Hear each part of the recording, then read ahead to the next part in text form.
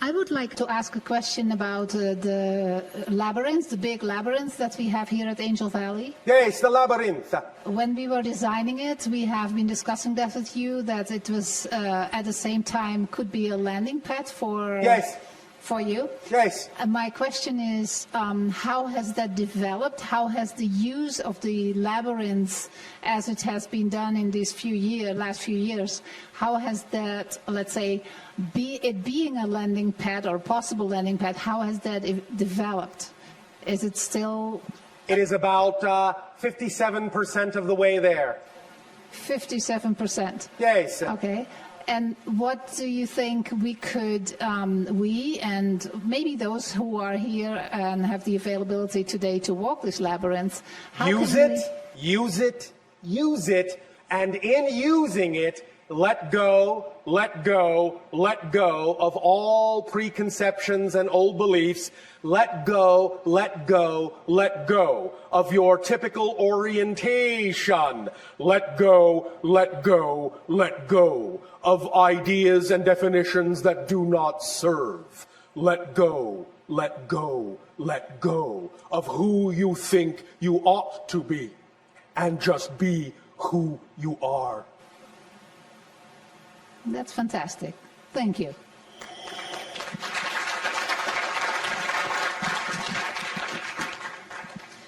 There are two more questions from our listeners.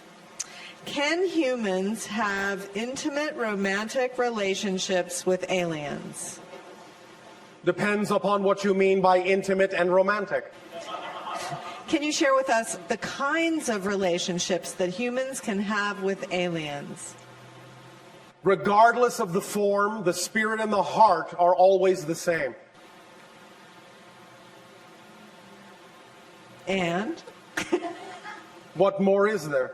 Well, okay, so, I don't know, can you just elaborate on it a little more? I mean, about how... What do you want me to do, light candles?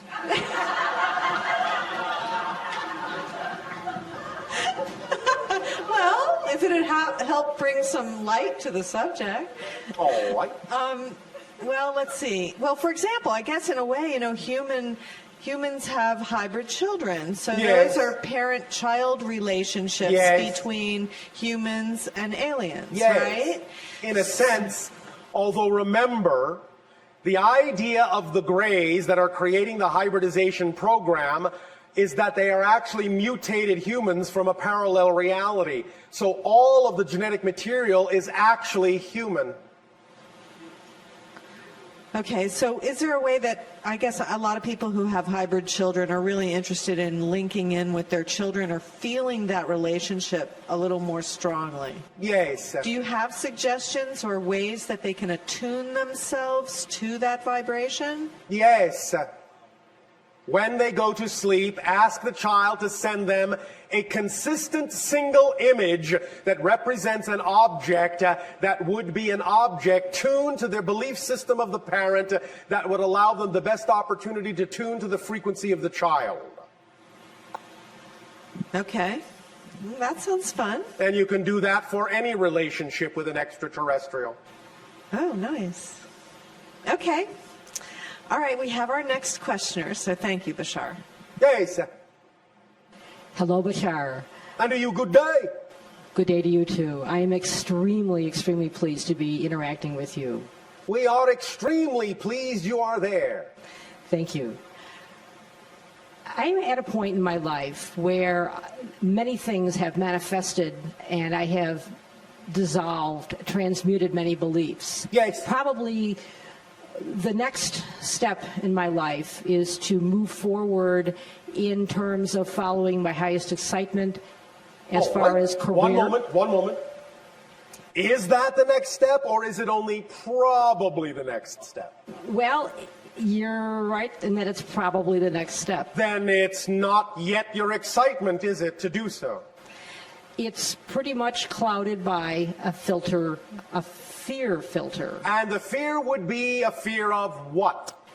What I have most recently identified is the fear that the universe would not support me in what I would like to do. Excuse me, one moment. I know you can't tell from your side, but everyone on my side is laughing.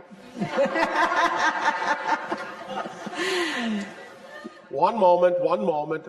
We will let things calm down. I'm glad that I've been so entertaining. Yes, thank you. You're all better than motion pictures, of course, for us. I know it's a ludicrous belief. It is not that it is ludicrous as a belief, as much as it actually is impossible. That's what I'm coming to accept the realization Now, of. you can have the experience of not being supported by creation. That's real as an experience. But you cannot actually not be supported by creation. If you were suddenly not supported by creation, you wouldn't exist enough to ask the question. Yes, I You understand? Yes, I do. So the very fact you have the ability to ask the question, am I being supported? I don't think so, means you are being supported. Yes. So, the idea is that the universe and creation always supports you in everything, including in the belief you are not supported. That's how supported you are. Yes. You're even allowed to believe you're not supported. But by definition, if you weren't really supported, you wouldn't exist. So that ends that conversation. I'm glad. So the question is not, will the universe support me? Of course it will. The question is, what are you asking the universe to support you in? It will support you in whatever you tell it to support you in, as it always does, because it can't do anything but do that. If the universe, if creation stopped supporting you for the tiniest fraction of a moment, the entirety of creation would collapse because it would have stopped supporting itself. Thank you. Does that make sense? Yes, it does. So, what would you prefer creation to support you in instead of what you have been insisting that it support you in that you don't prefer?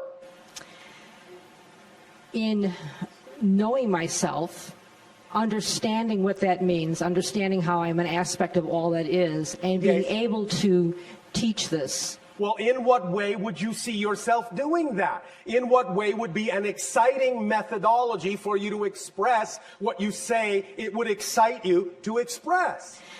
I see a synchronistic interplay with people where there's someone who is attracted and we end up in a synchronistic conversation. All right. Be more specific. What does it look like? Describe an actual physical encounter in which this occurs. Don't leave out any details. You know how we love detail. I guess I'm in the hot seat, so I'm going to have to think of this. So you are not allowing your imagination full reign. Yes, I understand. These are things I've not practiced. One moment. Or 5. Remember, when you allow your imagination more free reign and you come up with an image of something that is truly representative in your mind's eye of what symbolizes to you your ideal preferred reality, remember, don't insist that the image your mind came up with is the way it must appear. Yes. Here's the paradox. Your physical mind, we're going back to this, is only capable of imagining so much. It cannot know how something is actually going to happen. Sometimes the image your mind conjures up, given to you by your higher mind, may be the best way for that to happen in your life, and it may come true, as you say, in almost exactly the way you imagined it. But that can be misleading, because that gets your physical mind with its habit-forming habit to think that it always has to be exactly what you conjure up, or it's not working. But here again is the secret. That's only a symbol. It's only for the purpose of generating the energy, the state of being of what you prefer. Just because you created a way in which it looks doesn't mean it actually has to look that way to give you what you want. So if you use that vision, you use that image, you use that symbol, as a representation of what you prefer, but don't insist it has to look that way, then you allow your higher mind to actually bring it to you in a way that actually could be better than you imagine. Because what to the physical mind may seem to be the highest possible way it could manifest, to the higher mind is the lowest way it could manifest. What to you is the ceiling, to the higher mind is the floor. So just use it as a guide, as a template, as a symbol to generate the feeling that it would give you if it manifested the way you imagine. But let your higher mind surprise you with ways in which it could manifest that are actually even better than your physical mind is capable of imagining. Does that sound like fun? Yes, it does. Does that help you open up to your excitement a little bit more? Yes, it's Yes? giving me the desire to want to play with imagination. All right. Do you believe that if you give over and play with your imagination and actually act on your excitement, that you will be capable of being supported in your life? Yes, because All I right. have much evidence of other aspects of my life that have been supported. And I think, if that, then why not that? because I think I've had some very deep-seated beliefs Yes. that have told me otherwise. All right. And do you have them now? They're Hesitation means yes, a bit. but But that's all right. They're- All they're- we're saying is that if you act to the best of your ability when you can, Yes. on your highest excitement, then the process that will come up will be the process necessary to bring those other beliefs to your attention and get you to integrate them. yes, That's also what excitement does. That's why we say it's not only the driving engine of your life, it's the organizing principle. It will bring you whatever else you need to look at within yourself that requires integration within your consciousness. Yes. So it's a perfect, self-contained, self-accelerated, self-expanding mechanism. yes, I understand. Does that help you? Yes, it helps immensely. Thank you. May I ask one more question? That was a question. Yeah. I have a lot of synchronicity with numbers, Yes. multiple numbers. Many of you do. What is, Many of you do. Many of you set that up for yourselves as a check to make sure your synchronicity is working. aha, So in a sense, it tells you, yes, yes, yes, it's working. Yes, stop checking. Yes, all right. Yes, okay. Yes, it's working. that's what I tell myself when I see these numbers, so that there's my reality. Yes, because it's easy. It's easy in most of your belief systems to manipulate synchronicity with respect to numbers. So you do Yes. it to show yourself, oh yes, I've got a handle on that. So I it shows understand. you over and over and over and over and over and over and over and over and over and over and over and over and over and over again. Yes, you are a master of synchronicity. Look how easy it is. Now apply it to something you care about. You follow? I'm following. Hopefully, eventually, I'll get the ding on the head. You will, and when you do, your number will be up. Thank you, Bashar. My immense love to you.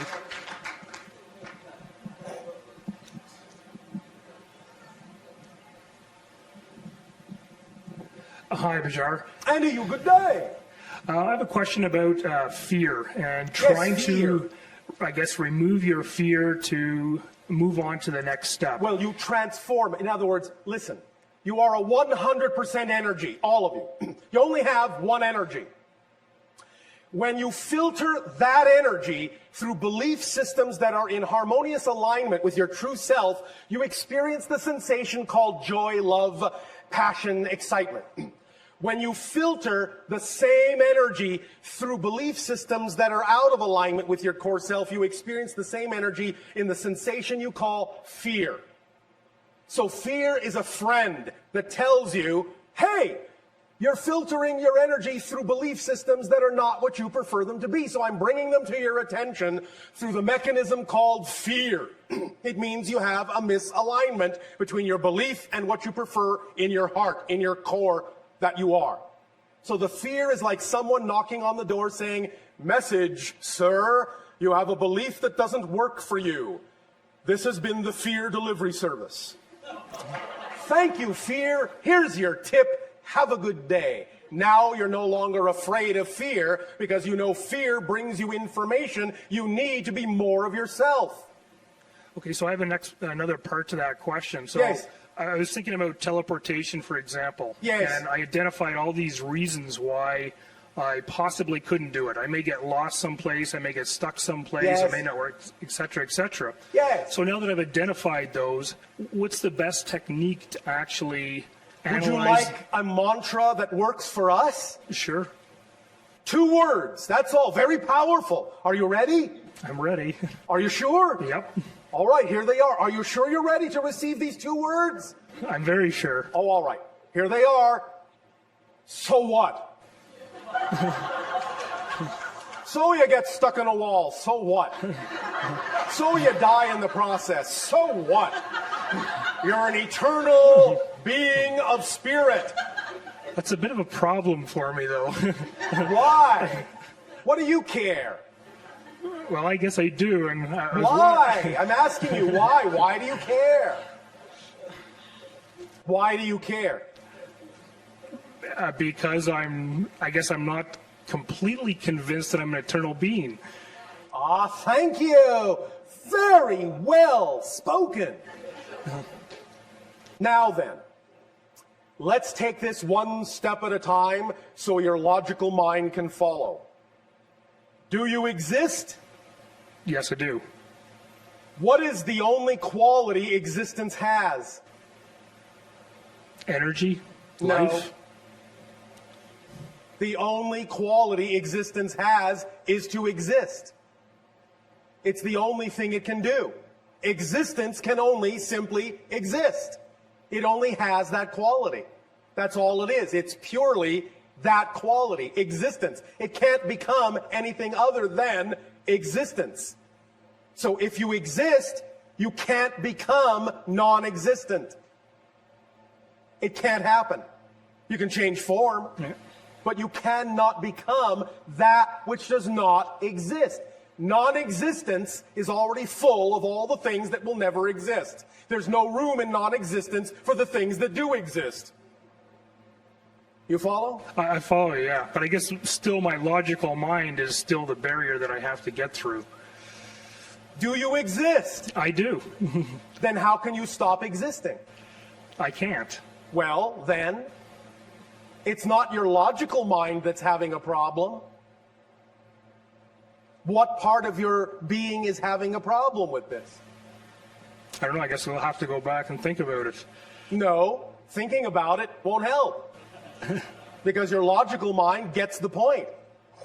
So what's thinking about it going to do? I think you have to have an experience. You have to have an experience that is the equivalent of ego death. So that you know that once you have had ego death and you still survive, then you know you always will. You won't just, in a sense, know it intellectually, you'll know it viscerally. Would you like an experience of ego death? Actually, I thought I had already had several. I've had out-of-body experiences, etc., and I thought that would have been similar. Yes, but obviously it hasn't done the trick, yes? No, it hasn't. All right. And you know why? Because that's not an ego death. That's an ego vacation. Okay, so what's an ego death? An ego death is getting to the point where you really, really experience the idea that you actually are going to be completely and utterly annihilated, that there'll be absolutely nothing of you left in existence, and then suddenly you find you're all that's left. You're all that is. Okay, so I'd like that experience. So how does that happen? Ask for it and it will be given to you. Okay. All right? Yep. Thank you very much. Thank you.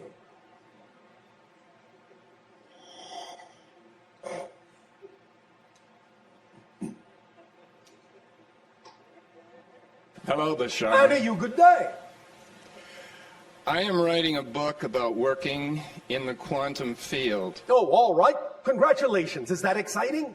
Yes, very exciting. Oh, thank you. I wondered if you would perhaps share some insights and guidance in this area, and I would also like to ask if it is possible to provide a download or an adjustment to my consciousness to help me with this task. Have you heard us speak about the idea of teleportation in the sense of relocation through vibratory locational variables? Yes. Is that something that you can get more inspired about within the context of the work that you are doing? Yes. Then that's the direction to go in. Teleportation. The idea of understanding that an object does not exist within a location, that a location is a variable that is part of the frequency signature of an object, and that when you change the location signature variable, you will automatically change the location of the object. Yes. So explore that further, and you will open up a whole new understanding in the quantum field. Non-locality. Repeat. Non-locality. Non-locality. Yes. Thank you. Thank you. Does that help you? Yes, and what about what about a download or adjustment to my consciousness, the second part of my question? When you are in a state that is a channeling state, when you are working on the book, when you are getting out of your way and not overanalyzing it, in that moment, if you just open up, it will come. More and more, more and more, more and more. The downloads can come in such a manner as to occur very rapidly and then require some time period to actually write everything out that you have received in the download. But if you simply center yourself, take a deep breath, get in touch with the energy of the fact that you really enjoy doing this, and stay in that joy and let all the analytical information go by the wayside for a moment, in that blank, neutral space of joy, you can then best receive downloads that will then suddenly pop into your analytical mind as information to be processed. All right? I understand. Now, one moment. Do you have a favorite piece of music? Absolutely. And that would be what? It's actually a music that is created for the moment. I play the electric violin. All right. Are there some specific chords that really allow you to feel totally and utterly centered? Absolutely. All right. That is your best vibrational state for receiving downloads. All right? Yes. All right. Thank Have you. fun. Thank Have you fun. very much. Thank you.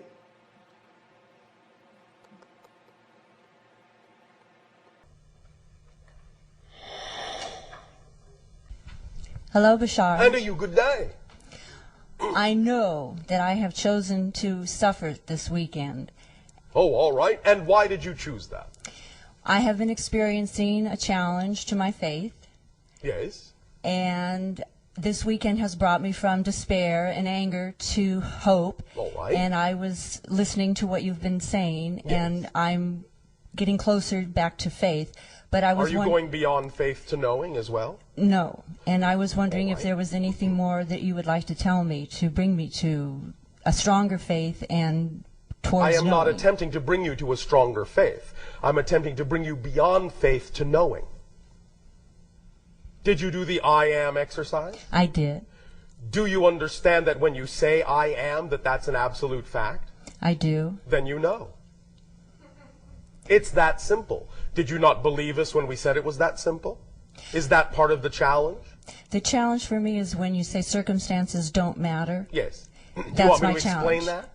I want to know how I can believe that and demonstrate it. Oh, thank you. We often have said, though we understand how this first sounds in your language, we don't mean it negatively, that the greatest gift creation has given is that life is meaningless. There is no built-in meaning to situations or circumstances. They're just neutral props. I'll put it another way.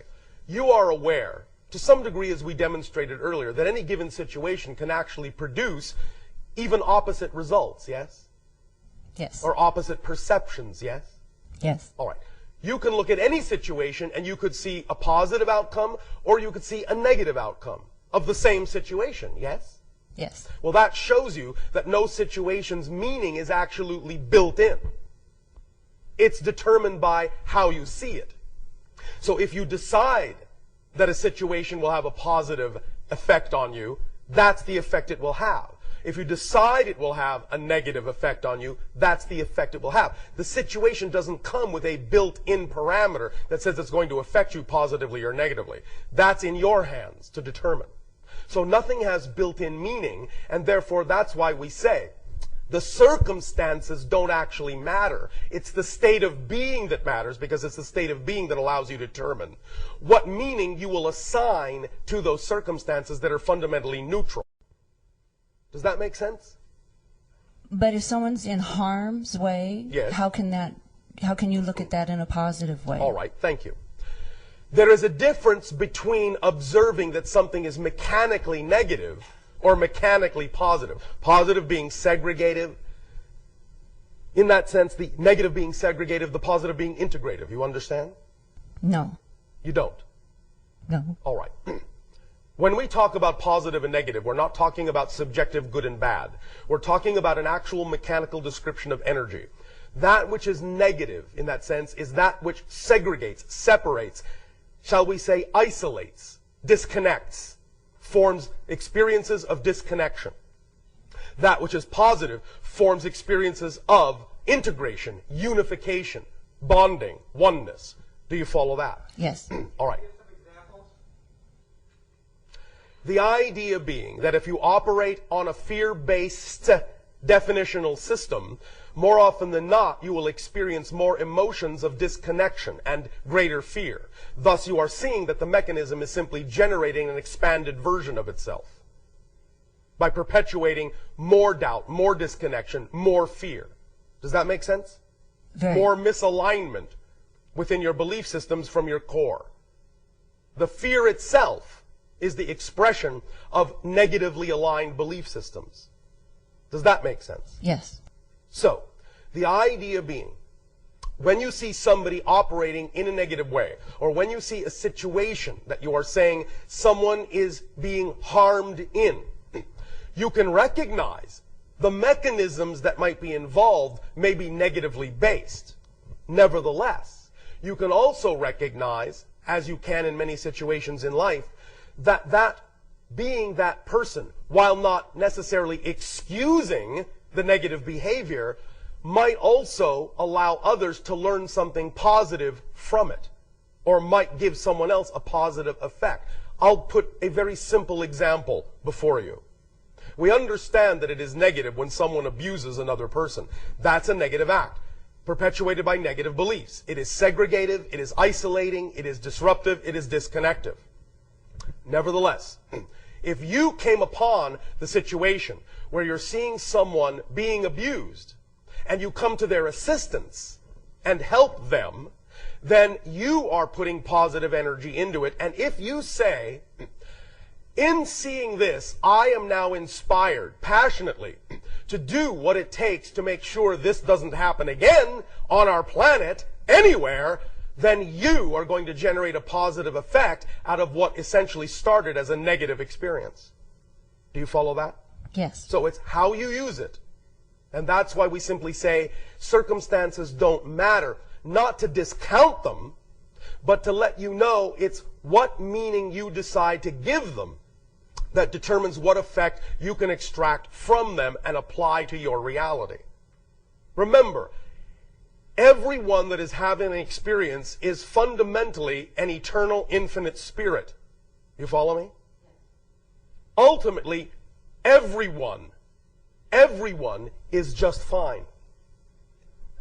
Everyone, I'll put it colloquially, everyone goes to heaven, no matter what they've done, because that's the only place there is. The idea is that you are created in unconditional love, and that's the only place there is to go back to. Unconditional love. Now, individual beings may learn that they didn't necessarily want to operate in a certain way because it may have created an experience for them that is more negatively oriented than positively oriented. And they may learn to do something about that from that experience. That's up to them.